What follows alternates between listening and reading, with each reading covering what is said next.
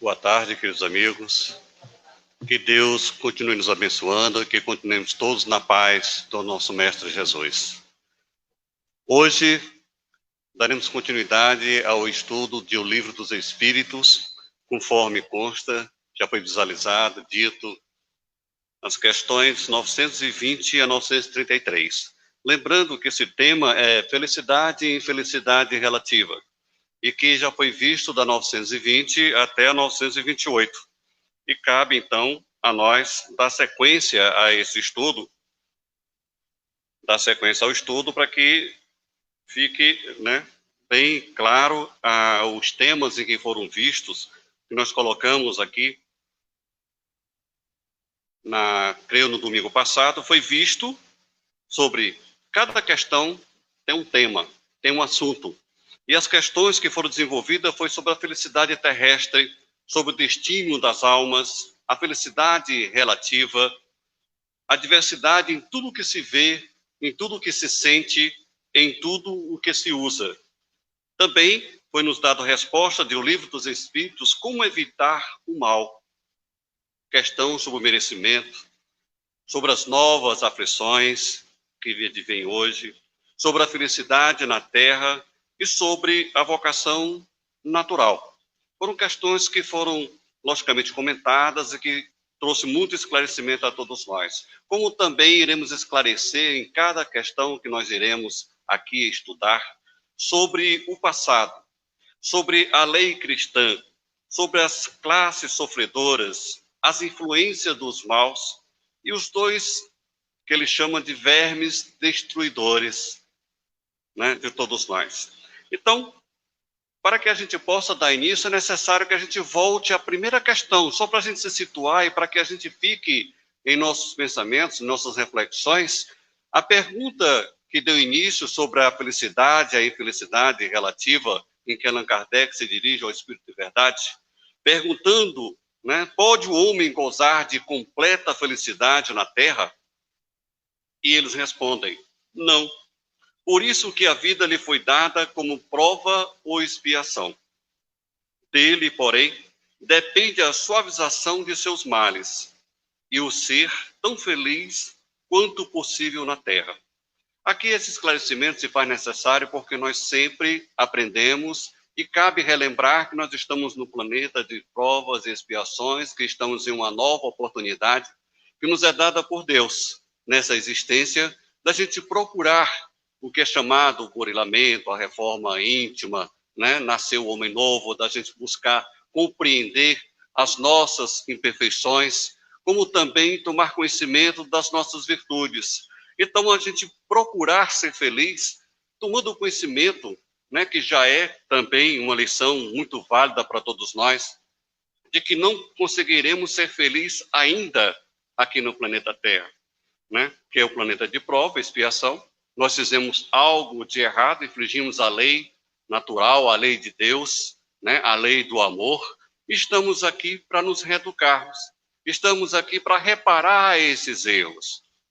Embora diga prova, expiação, muita gente entende como um pagamento, como se nós estivéssemos aqui para pagar dívida. Deus não cobra, como um cartão de crédito, como um vencimento que a gente está ali preocupado para pagar. Não é assim. Não está lá com aquele livro anotando o que nós fizemos errado. Essas anotações estão na nossa consciência de cada um. Ah, mas eu não lembro o que eu fiz no passado, mas está registrado na nossa consciência. É só a gente observar a nossa vida, aquilo que nós estamos errando ainda, aquilo que nós estamos ainda cometendo, de alguma forma, esses mesmos erros. Então, queridos amigos, sabendo disso, essa introdução da gente poder compreender o que acontece e o porquê que a gente não consegue ter essa felicidade, está tendo retorno aqui no som. Então, a gente tem essa preocupação, esse conhecimento de que... E saiu dando uma... Então, a gente tendo o conhecimento disso, a gente já parte para um estudo das questões que irão se apresentar agora, das questões que nos levarão a essa reflexão, que nos levarão a esse conhecimento, e certamente nos dará mais força, que nos dará mais coragem, mais determinação, que nos dará, então, toda a ferramenta que nós precisamos para seguirmos adiante, que nós precisamos para continuar a nossa jornada, tendo a certeza de que estamos a caminho dessa felicidade plena. Que cada dia, a cada ato nosso, a cada ação que nós estamos fazendo, nós iremos chegar a essa felicidade que tanto almejamos. Porque todos nós que temos esse conhecimento, que temos assim, puxa, talvez as queixas das nossas dores, as queixas das adversidades que aparecem em nossa vida, nós sabemos que um dia tudo isso irá cessar, que um dia tudo irá acabar e que nós então chegaremos, né, a essa felicidade. Mas que nós temos que nos esforçar, porque a doutrina espírita nos dá esse manancial, nos dá, como disse, as ferramentas necessárias. O conhecimento que nós temos hoje, que nos é dado, já é realmente uma grande luz no nosso caminho. Então, dando continuidade, Allan Kardec pergunta ao Espírito de Verdade: há pessoas há que, baldas, quer dizer, desprovidas de todos os recursos, embora ao seu derredor reine a abundância, não tem diante de si a perspectiva, só tem diante de si, melhor dizendo, a perspectiva da morte. Que partido, quer dizer, que posição, que decisão devem tomar? Devem deixar-se morrer de fome? Poxa, que pergunta interessante, né? Poxa, as pessoas que não têm recursos, são desprovidas de recursos, mas que têm ao seu redor, que têm ali em volta de si, abundância, que tem tudo para que ele não morra de fome. Então ele pergunta, mas a perspectiva que ele tem é só de morrer? É só da morte? Né? Que decisão ele deve tomar? Poxa, eu devo continuar querendo morrer? O que é que eu posso fazer? Então, é deixar morrer de fome? Então, o Espírito de Verdade traz a sua resposta sucinta, curta, sem se alongar muito, ele responde: nunca ninguém deve ter a ideia de deixar-se morrer de fome. O homem acharia sempre meio de se alimentar. Se o orgulho não se colocasse entre a necessidade e o trabalho, costuma-se dizer: não há ofício desprezível. O seu estado não é o que desonra o homem, isto é, a sua posição, o seu trabalho, não é o que desonra o homem. Isto, porém, cada um diz para os outros e não para ele. É interessante essa resposta do Espírito de Verdade, a gente refletindo bem. A gente vê casos, exemplos, ou na família, ou nos amigos, de alguém que nos conta, de alguém que tinha um trabalho, né, que tinha um certo nível, uma certa posição, e que de repente perdeu o seu trabalho. E de repente se viu numa condição de que, puxa, ninguém não tem família para ajudar, não tem amigo para ajudar, assim ele reflete, mas eu não tenho outro tipo de trabalho, ou não quero fazer um outro tipo de trabalho. A gente, olhando aqui a última resposta dele, quando ele diz que não há ofício desprezível, que não há, né, esse tipo de trabalho que é excluído e que a pessoa acha que seja desprezível. Isso não desonra ninguém. Isso não traz nenhuma desonra. Então a gente coloca aqui como exemplo: mas aí eu não vou querer trabalhar como um gari. É uma vergonha para a minha família, para a sociedade, eu vou trabalhar isso. Desonra ser gari. Desonra trabalhar na lavoura, ele arranjar um emprego, alguma coisa para o seu sustento próprio e trabalhar na lavoura. Desonra, eu coloquei o exemplo aqui de um sapateiro, alguém que, poxa, de repente eu vou aprender o ofício de ser um sapateiro. Poderia colocar diversos exemplos aqui. Mas tem pessoas que se sentem, né, envergonhadas e acham que não pode ir trabalhar dessa forma. Então a gente coloca na imagem lá embaixo o exemplo maior, nosso Mestre Jesus, em que seu pai era carpinteiro e que ele exerceu também, ajudando o seu pai, o ofício de ser um carpinteiro. Então ele já veio mostrando humildade para todos nós. Então por que o orgulho? Nós vamos nos deixar vencer pelo orgulho. Porque iremos nos colocar assim tão orgulhoso que iremos, como na pergunta de Allan Kardec, preferir morrer de fome. Ninguém prefere morrer de fome? Será que esse orgulho é tão grande assim de que ele prefira isso? De que ele faça essa opção do que então, poxa, né, eu tenho saúde, eu tenho condições, todo trabalho é digno, todo trabalho é honesto, como nos responde o Espírito de Verdade. Então, por que eu vou me negar isso? É essa reflexão que ele faz, nos ensinando a respeito disso. E falando, logicamente, que ninguém deve procurar morrer de fome, mas sim procurar viver, procurar vida, e nos dá, né, em toda a doutrina espírita, porque é toda interligada, temos lições que a lei do trabalho, que nos ensina que nós devemos procurar o nosso trabalho digno, honesto, né, respeitar para que a gente possa ganhar o nosso pão de cada dia e não preferir a morte. Que nós devemos preferir a vida. E como sair desse estágio em que nos encontramos muitas vezes? Eu lembro que o Evangelho fala da melancolia, todos devemos lembrar sobre a melancolia, aquele momento que a gente está triste, olhando assim para o céu, se é à noite, olhando para as estrelas, querendo que o mundo pare, que a gente quer descer, ou imaginando uma vida melhor, ou achando que a vida não lhe sorri.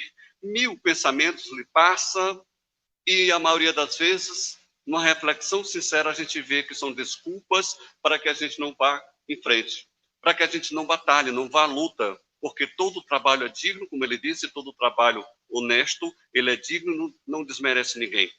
Então, como sair daquilo? Procurar, então, conhecendo o Evangelho de Jesus, os seus ensinamentos, através da lei de amor. Que a lei do amor nos fala do perdão, sim, mas se viu o caso, se perdoar de ter aqueles pensamentos. Nos fala da prática da caridade, aí sim, vamos nos esquecer da situação que nos encontramos e vamos ajudar. Vamos fazer a caridade, mas as duas caridades. Aquela que é mais fácil, a caridade material, aquela que a gente divide o pouco que tem com alguém que nada tem. Mas a mais difícil, a mais meritória, segundo o Evangelho, é a caridade moral.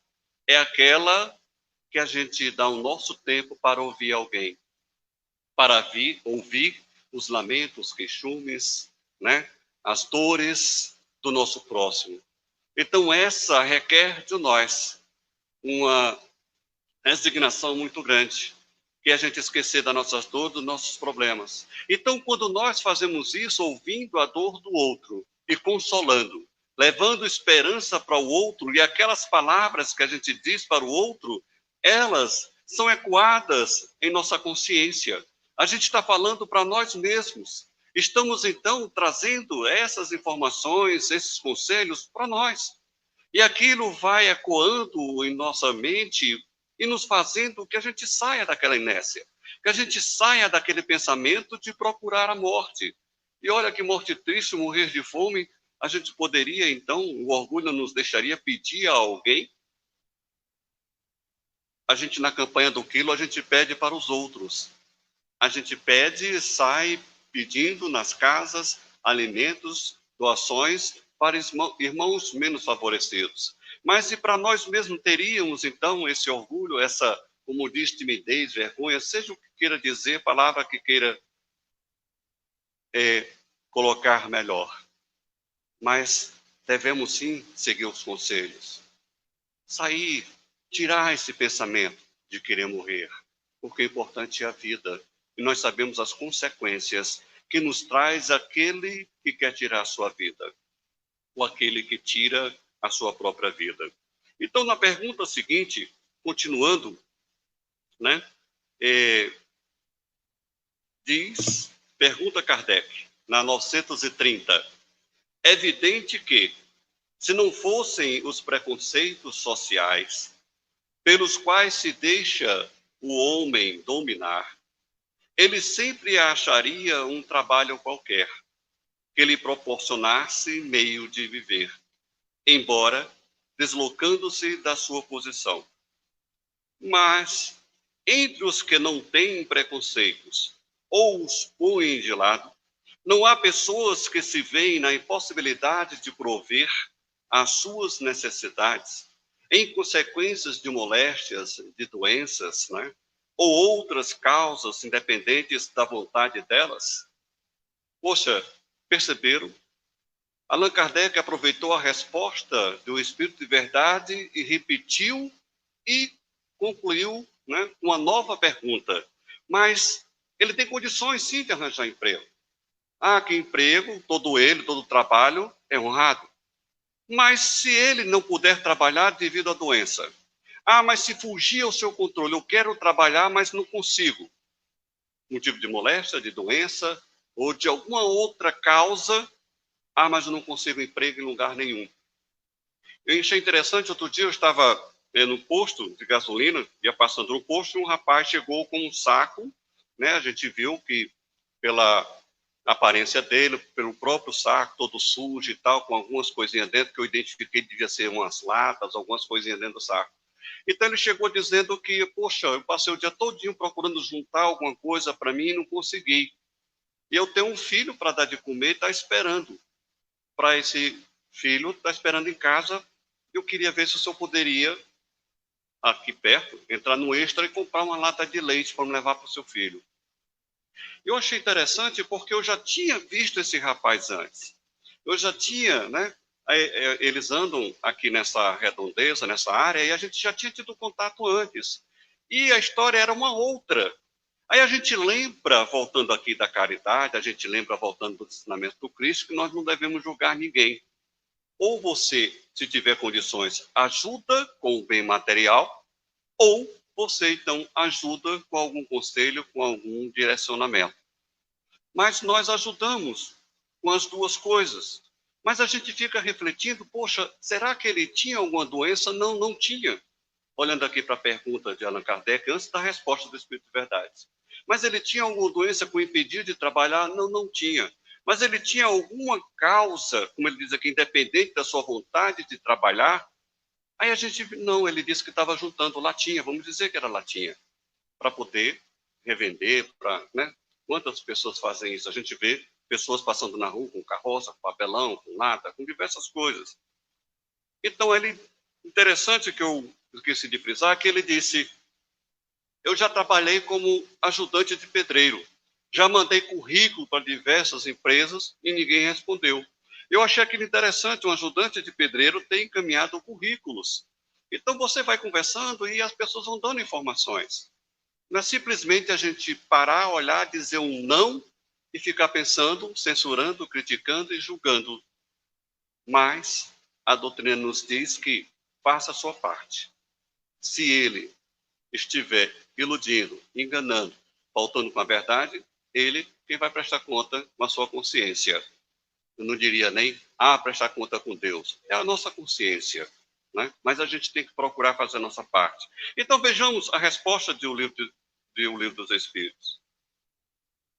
Numa sociedade organizada, segundo a lei do Cristo, ninguém deve morrer de fome, como uma organização social criteriosa e previdente. Ao homem, só por culpa sua pode faltar o necessário. Olha só por culpa sua pode lhe faltar o necessário. Porém, suas próprias faltas são frequentemente resultado do meio onde se acha colocado. Quando praticar a lei de Deus, terá uma ordem social fundada na justiça e na solidariedade. E ele próprio também será melhor. Então ninguém deve morrer de fome, ele repete para dar o ensinamento. Então ele fala da nossa ordem, da nossa organização social. E ele remete aqui a uma pergunta 793, que trata, também no Livro dos Espíritos, sobre essa questão da nossa sociedade. Né? Então ele resiste aqui, que só por sua culpa do homem, pode faltar o necessário. Não quer trabalhar, porque quantas pessoas, tenho certeza que a gente já viu, pessoas com deficiências físicas trabalhando. Eu já tive um chefe que era deficiente visual. E ele andava dentro da sala todinha, sem ninguém estar dizendo, não, aqui é a sala de fulano. Ele aprendeu e saía. E o interessante é que ele percebia quando tinha alguém na sala e quem estava na sala, e chamava pelo nome. Aí a gente duvidava, ele está enxergando ou não está? Como é que pode? É impressionante. Ele pega ônibus e sabe onde descer, não ficava perguntando ao motorista, olha, tal lugar você para não. Ele tinha um radar, só pode. E ele sabia onde descer. Então ele conhecia tudo, trabalhando. Conheço pessoas cadeirantes trabalhando. Lá no Marco Zero eu vi um rapaz que tinha deficiência nas duas mãos, que era assim, ele aproveitava a mão ser assim para carregar balde de água e lavar carro, para ganhar um trocado lavando o carro. Enquanto que a gente via pessoas fisicamente saudáveis pedindo na rua. Então a gente vê como ele tem razão aqui. Culpa, né? Só por culpa da própria pessoa que pode lhe faltar o necessário. Aquele que realmente, talvez, como disse antes, o orgulho seja tão grande que não deixe trabalhar e ficar lá, inerte, pensando em morrer de fome, de inanição. Mas tem algo que ele chama a atenção aqui. Tem algo que ele diz aqui. Porém, suas próprias faltas são frequentemente o resultado do meio onde se acha colocado. Aí a gente vai lembrar de quê? Da reencarnação. A gente vai lembrar das nossas vidas passadas, que a gente está aqui para a primeira questão que eu li, para chamar atenção, porque todas as questões e respostas têm a ver com isso. Com a nossa estada aqui hoje, com a nossa presente encarnação.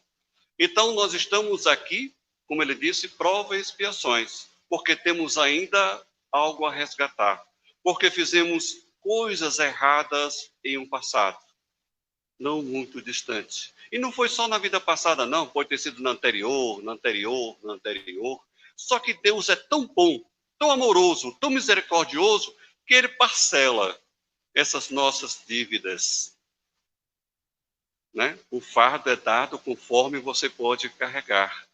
Então, já disse Jesus, então a gente hoje, nessa existência, temos conhecimento, tão fortes na nossa fé, né? A gente está mais ali conhecedor das verdades, então a gente tem condições de suportar uma dorzinha a mais, um fardozinho mais pesado, para que a gente possa ir se livrando dessas dívidas passadas. E a gente vai se reeducando, e a gente vai reaprendendo. Em aprendendo e se reeducando, a gente também vai ensinando os outros, porque nós aprendemos um com os outros. A vida é um eterno ensinamento. Quando a gente pensa que não tem mais nada a aprender, sempre aparece uma coisa nova. Um exemplo de alguém, a vida de uma pessoa, algo que nos chega no noticiário, a gente vai meditando, a gente vai refletindo, a gente vai aprendendo. Os erros a gente nos serve para que a gente ligue o sinal de alerta, não vou cometer esse erro também. Não vou fazer isso. E a nossa própria consciência, quando a gente, de repente, um deslize, a gente faz algo de errado, poxa, eu não devia ter feito isso.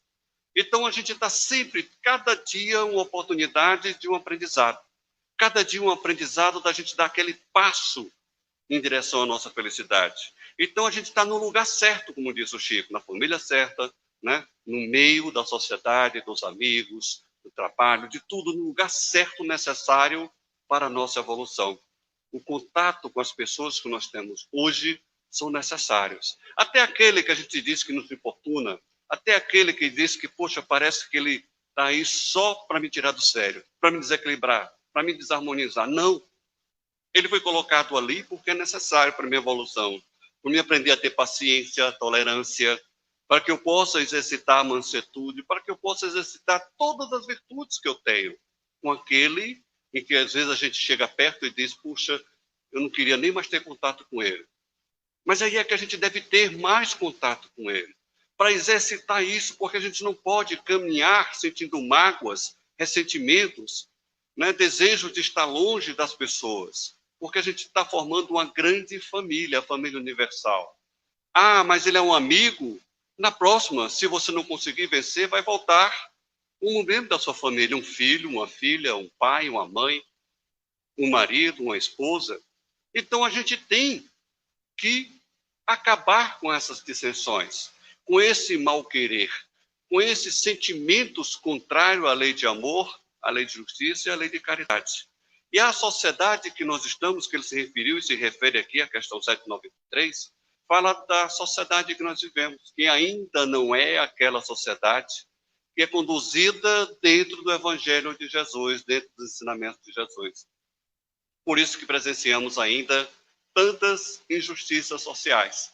Por isso que estamos ainda a par com tudo que a gente vê e que nós já temos um sentimento de reconhecer o que é certo e o que é errado, e muitas vezes a gente vê coisas erradas acontecendo. Mas estamos no lugar certo. aqui, nesse país, nessa cidade, nesse bairro, nessa casa, nessa família. Então, tudo, Deus, com a grande sabedoria, que nos coloca no lugar em que nós estamos, com todas as ferramentas para evoluir.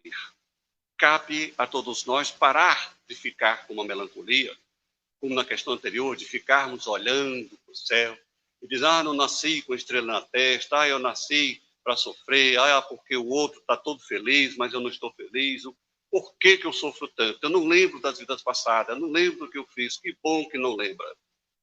Então vamos continuar daqui para frente, porque o Evangelho nos dá essa força, nos dá essa coragem, nos dá essa bagagem para a gente ir. E nós temos espíritos amigos que estão conosco, nos orientando, nos ajudando, nos dando essa força, nos dando total condições para que a gente não fique parado se lamentando, não fique parado julgando a Deus, porque Deus é justo, a lei divina, sabemos, é justa. O que nos falta ainda é aquela aceitação 100%. Porque ainda dentro de nós, muitas vezes, quando nos advém a dor, um sofrimento, nós ainda nos colocamos como vítimas. Poderíamos encarar de outra forma, como nos ensina a doutrina espírita. Poxa, eu mereço. Mas quem diz eu mereço uma dor? Quem diz eu mereço um sofrimento? Quem está doente diz eu mereço essa doença. Eu mereço essa adversidade, essa injustiça, essa injúria, essa difamação. Essa coisa que me faz ficar triste. Quem de nós vai admitir que é uma provação para ver se eu tenho fé, se eu vou me desequilibrar ou se eu vou aceitar aquilo pacientemente e seguir adiante o meu caminho? Ou se é uma expiação em que eu fiz com alguém e agora estou passando por ela para sentir o que é fazer o outro sofrer. Mas vamos adiante. Temos a 931 nessa questão da felicidade, da infelicidade relativa, para a gente aprender mais ainda e nos fortalecer, como disse antes. Então ele pergunta, por que são mais numerosas na sociedade as classes sofredoras do que as felizes? Será que é verdade o que ele está perguntando isso? Olha, quantos anos faz que Allan Kardec fez essa pergunta? Lá ele já tinha percebido que as classes sofredoras são em maior número do que aqueles que são felizes. Acontece hoje ainda isso? Atualíssimo. Atualíssimo. Nós somos felizes nas redes sociais. A gente posta foto, a maior felicidade do mundo, no Instagram, no Facebook, né? Nas redes sociais, que eu conheço essas duas, mas tem outra, Twitter, tem não sei o quê, tem tal. Só coisas boas e maravilhosas que os outros olham e ficam querendo ter aquela vida.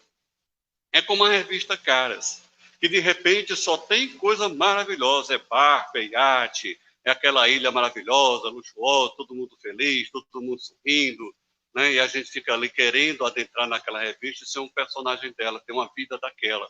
Quando a gente olha para a nossa vida e compara. Mas por que a gente não olha para a nossa própria vida e compara com a nossa vida ontem?